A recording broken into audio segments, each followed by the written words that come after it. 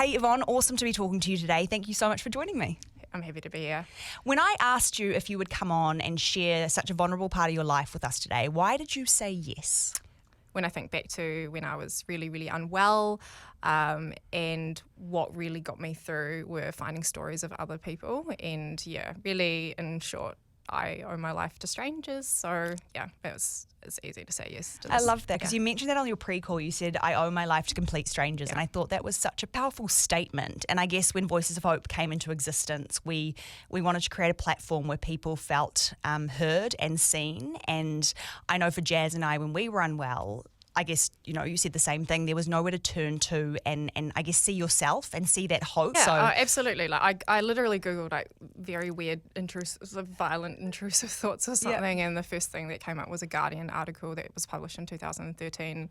And I remember being just so overwhelmed, and realizing that, oh my gosh, I'm not a freak. Like completely, and I'm not the only one that's dealing with this.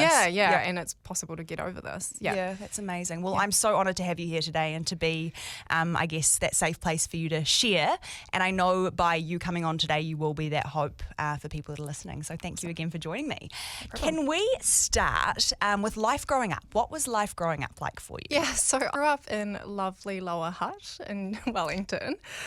So not so much the city life that I currently live in Auckland. And yeah, life was pretty good. I am a daughter of two Chinese migrants, and we lived a very, very quiet life in Wellington. And yeah, my career eventually took me to Auckland, but I was definitely more on the end of being quite like an anxious child though, but sort of nothing really, untoward or anything like that.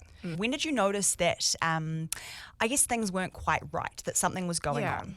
So I think now that I know what OCD is, I have always had should have really struggled with intrusive thoughts. But so I recall sort of sitting in class at school and kind of not imagining, but I guess like really fearing that the house might be on fire by the time I come home because I'm, flick off a switch or something like that.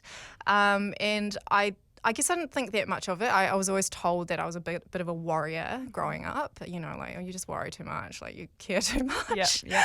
I feel the same. Yeah, we feel seen. Yeah. And I think that, I think when I think back to my friends, I was always a little bit too concerned about things that perhaps they weren't too concerned about.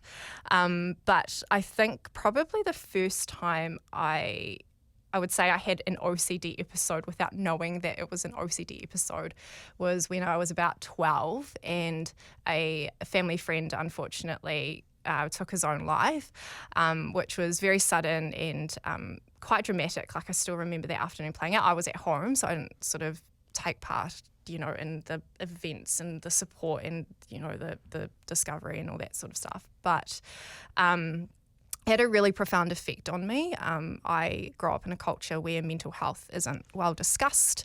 It's very, very stigmatized. And all of a sudden this family friend or this uncle was around, one day. I mean, he was sort of really battling a health issue at the time, and then he wasn't. And at the time, I didn't realize, but I probably had my first OCD episode that was really prolonged, where I had quite vivid, intrusive thoughts of self-harm, even though it wasn't something I wanted to do. So I became very, very fearful. I think it's really important to recognise that I wasn't suicidal at that point, but my imagination took me to places and, my world became really small. And that was probably the first kind of real, like, whoa, okay, what's going on here?